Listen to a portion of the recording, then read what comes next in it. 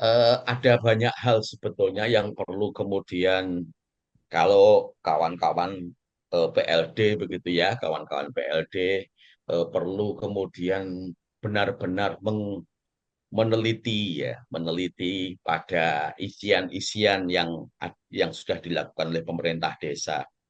Contoh yang banyak muncul itu misalkan apa data-data anomali yang banyak muncul misalkan usia usia yang ini yang kalau kalau ini misalkan saya ngobrol di template stunting misalkan ya usia remaja putri. Nah ini kalau kita korelasikan dengan pertemuan BIMTEK EHDW yang dilakukan beberapa hari ini, usia disepakati Kementerian Desa menggunakan usia 10 sampai 24 tahun. Kenapa 10 sampai 24 tahun? Ini sebetulnya semangatnya Kementerian Desa untuk mengakomodir penetapan usia di beberapa kementerian, sehingga Kementerian Desa mengambil batas paling bawah yaitu 10 tahun dan batas paling atas 24 tahun. Kalau rentang usia ini ditetapkan oleh Kementerian Desa, maka semua kepentingan kementerian sudah terakomodir di dalamnya. Nah, kembali pada konteks IDM sampai stunting untuk remaja putri, ini ada banyak misalkan data di bawah 10 tahun. Data 10 tahun ini mesti harus dikoreksi di apa ya dicermati oleh teman-teman. Lalu yang di atas 24 tahun begitu juga masih banyak. Nah, ini menjadi bagian penting yang perlu kemudian kita kita cermati bersama. Lalu anak mungkin anak yang paling perlu dicermati berkaitan dengan isian indikator ya, isian indikator.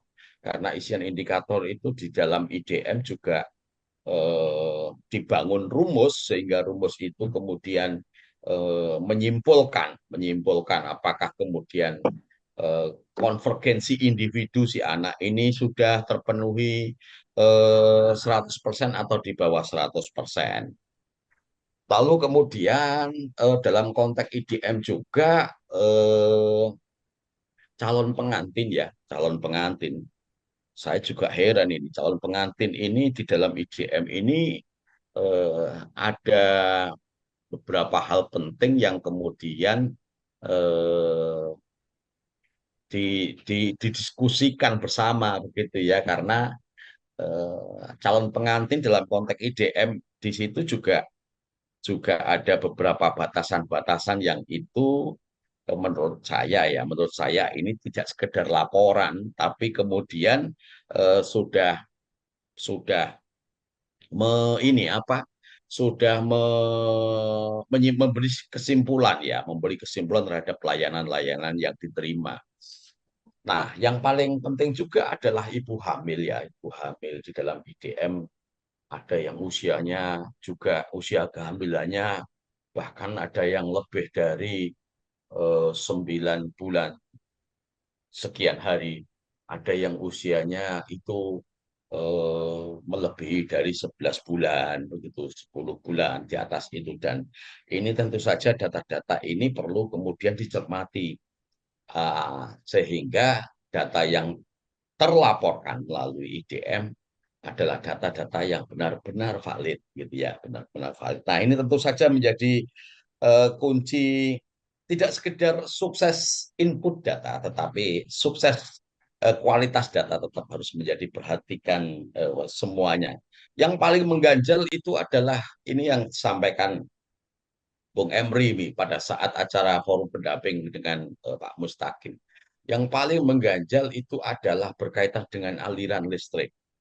Karena aliran listrik di dalam IDM itu pembagiannya agak aneh begitu ya, karena pembagiannya adalah jumlah keluarga pemanfaat aliran listrik dibagi dengan jumlah kepala keluarga.